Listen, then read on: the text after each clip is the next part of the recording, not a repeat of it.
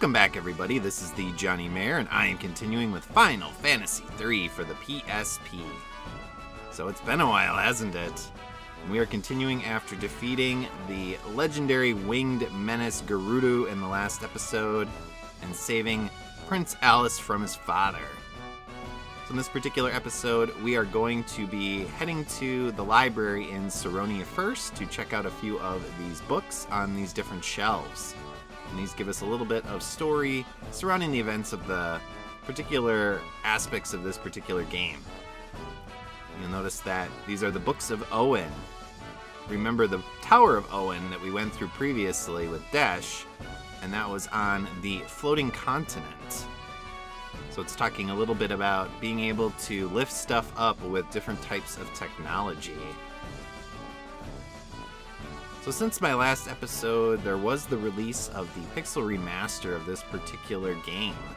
And I do want to be upfront and let you know that although I'm continuing this series, it'll only cover the 3D version of the game. So that includes the PSP and DS versions as well as the PC version on Steam. But I'm not going to really be talking about the Pixel Remaster version. And that's simply because I haven't played the Pixel Remaster version. So although I'll still be alluding to different aspects of the NES version and the fan translation, as well as differences between that and this particular version of the game, I'm not necessarily going to be talking about differences with the Pixel Remaster version.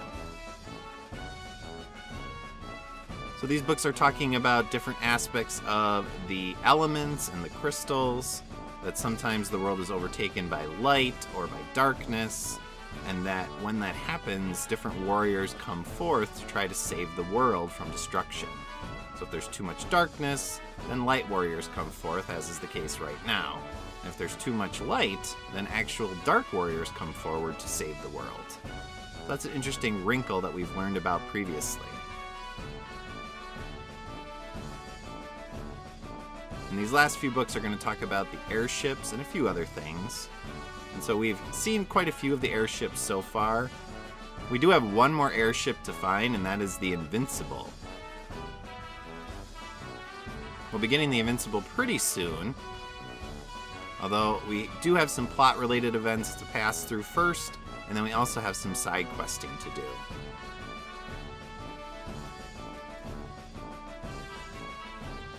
So once we're finished up here in the library, learning a little bit more information,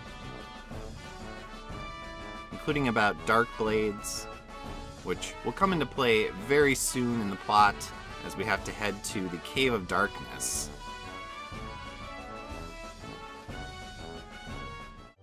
But we are going to head to this particular part of Saronia to do some shopping. So notice I switched Ark over to a wizard again from a dragoon, and that is because the next area is actually going to require us to shrink our party down. And so you want to have mages available to be able to use magic, because physical attacks are not going to do much damage. So what you could do is change all of your party members to mages and actually use them to attack the enemies in the next area. However, you can also use a thief and just run away from different encounters. Now since the next area is pretty short, I'm not really worried about it. So I'm not necessarily going to change all my characters to wizards or mages and actually buy a bunch of equipment for them, because equipment is starting to get pretty expensive. And you also have to take into account that there are spells that you need to purchase as well. So we're going to get inundated with a lot of different spells here. Level 5 magic as well as level 6 magic very soon. And these spells are starting to get pretty expensive. So although I'm going to buy one copy of each of the different spells to equip to my two different mages, I'm not necessarily going to want to equip a bunch of different mages with that, considering I'm not going to be using multiple mages besides a black and a white mage going forward. So we are going to equip all of that different magic on my different mages, and then we're going to head out of Saronia after also checking out the weapon and armor shops. Now these are new weapon and armor shops. Remember previously that most of the shops in Saronia were closed because of the actions of Gigameth, who basically shut everything down and was trying to take over the country. So So let's head over to those different shops and check them out. So we'll start off with the weapon shop. In this particular shop, you'll notice we have some brand new rods. These can replace your staffs and allow you to use a second level magic attack in battle. We also have the golem staff, the rune staff, and the wizard rod. And so these are all useful items to equip on your different wizards and mages in order to improve their stats. So again, we're not going to worry too much about that because we just have the one wizard and the one white mage to worry about. And so now we're going to head out, and we're going to grab our Nautilus, and we're going to head south towards the Dalg continent.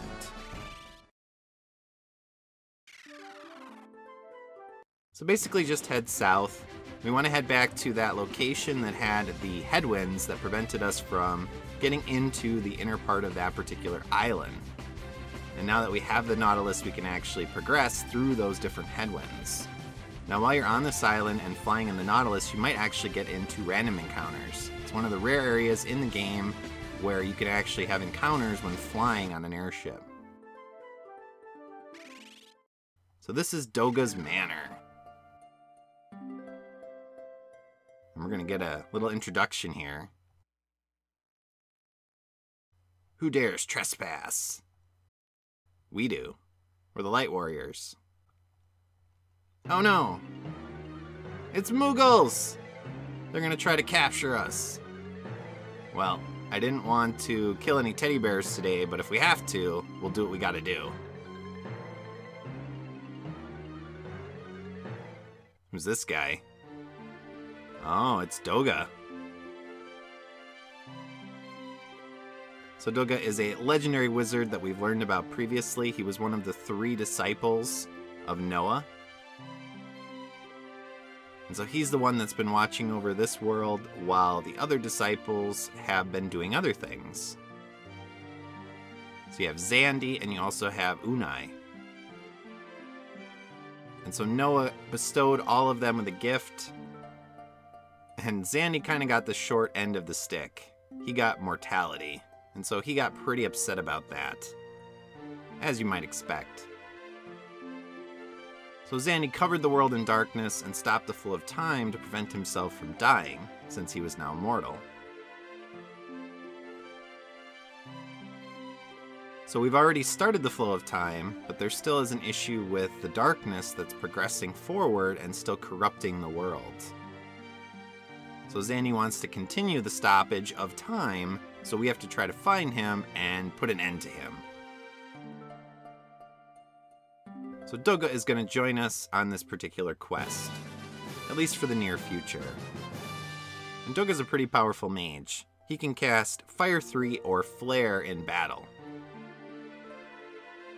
So he's going to escort us to the Cave of the Circle.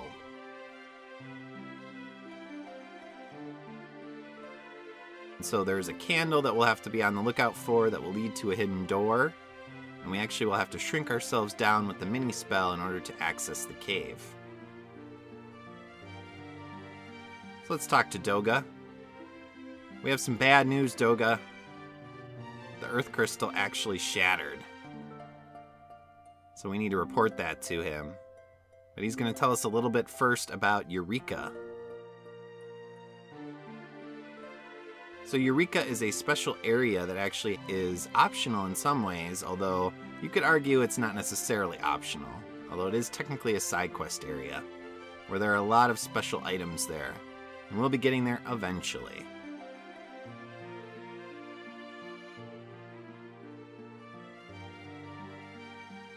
So he also tells us about the fact that the floating continent was ripped away from the planet by Xandi's actions.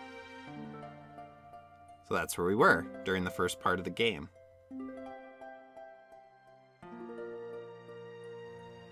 So we're getting a lot of exposition here.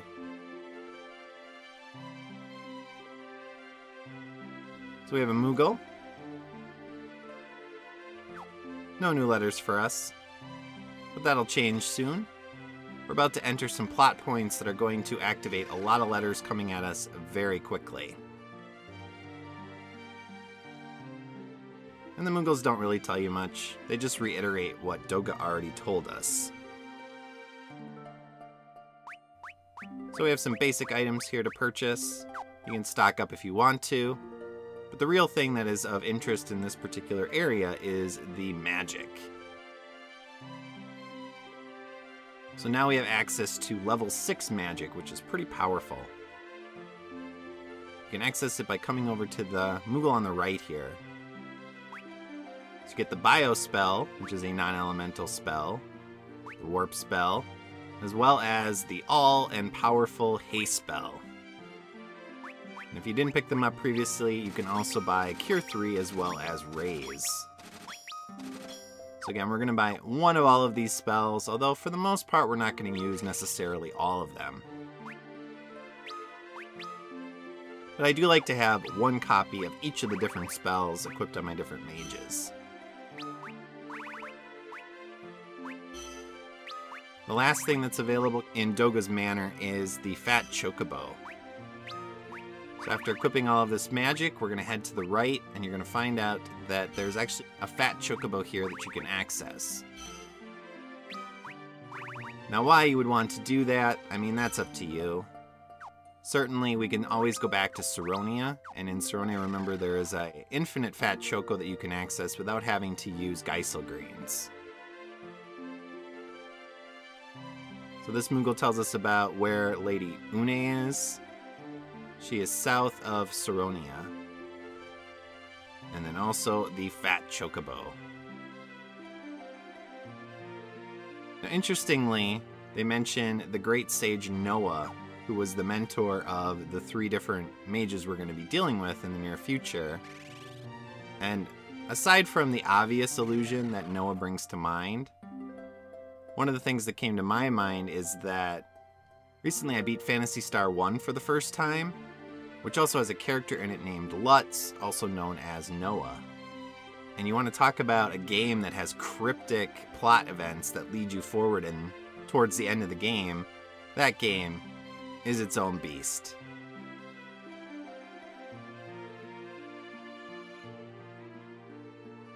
So I have a recovery pod here, as well as a way to take care of ourselves if we have other issues. And then we have the candle.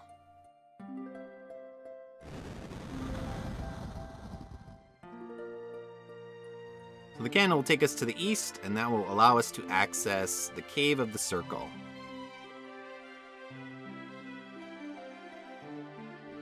I like the look on Luneth here. Goldor destroyed the Earth Crystal. We're so sorry. And Doga reveals something secret, and that was that the crystal that Goldor had was actually a fake.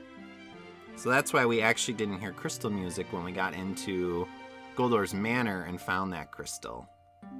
So there is still hope.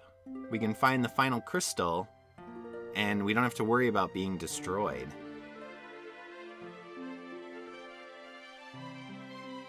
So fortunately, this is the last time we're going to have to use the mini spell or the toad spell. You don't have to use toad here, just mini. But it's the last time that they forced us to do it. So again, that's why I'm not so focused on changing everyone to mages. It's a pretty short dungeon, just a couple of screens, and the enemies aren't necessarily that difficult either. And it's pretty easy to run from them. So you just want to head to the right through the few screens that are present, and then jump onto the teleporter. If I get any encounters, I will show them off. And so far, we're having pretty good luck. So one more screen to go. Climb over this little incline here, and of course we will get an encounter. So again, you can just flee, or you can take on these enemies. Since there's only 2 of them, I can use my magic here to kill them pretty easily. And since we're almost done with this dungeon, I don't have to worry too much about any problems associated with my spell charges. So we'll just defend to protect ourselves, and then we'll use our magic with our 2 mages. And of course we won't steal anything. Not that they have necessarily anything of value.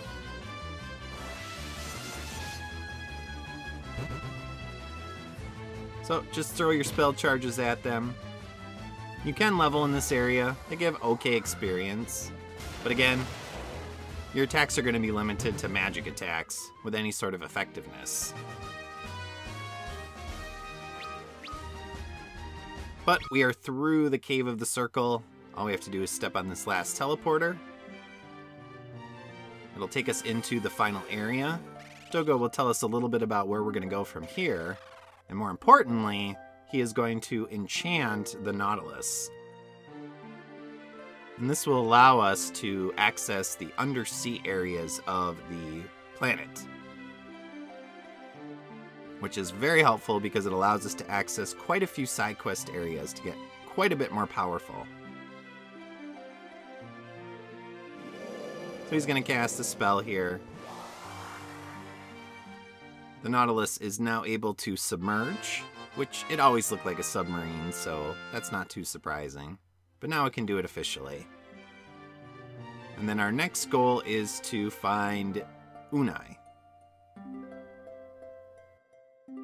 But for us to be able to wake her up, we have to find the Lute of Noah in the Temple of Time.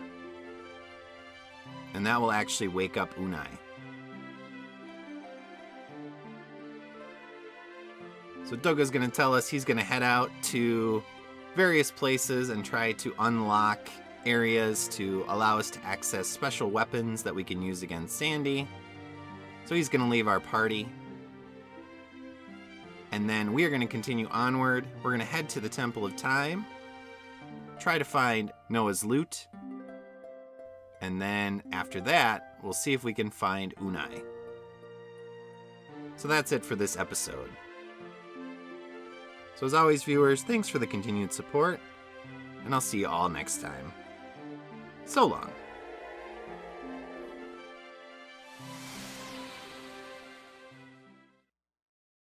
Thanks for watching. If you enjoyed this video, please press like and leave a comment below. Please also subscribe to my channel and press the notification bell. See you next time.